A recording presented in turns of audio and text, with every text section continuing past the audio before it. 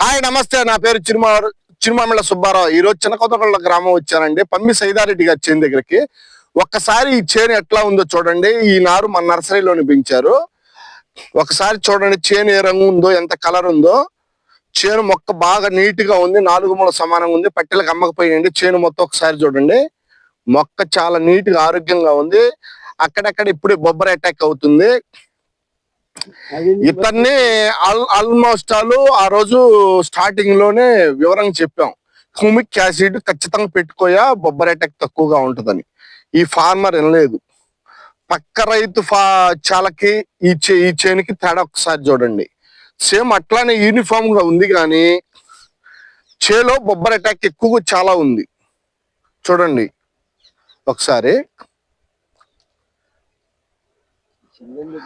అందుకని ప్రతి ఒక్క రైతు మొక్క దశలో, అంటే వేరు వ్యవస్థ ఎప్పుడైతే డెవలప్ అయిద్దో అప్పుడు ఖచ్చితంగా, ఎవరైతే వేరు వ్యవస్థ డెవలప్ కానోళ్ళు ఉన్నారో వాళ్ళు ఖచ్చితంగా హ్యూమిక్ పొటాష్ ఖచ్చితంగా వాడుకోండి.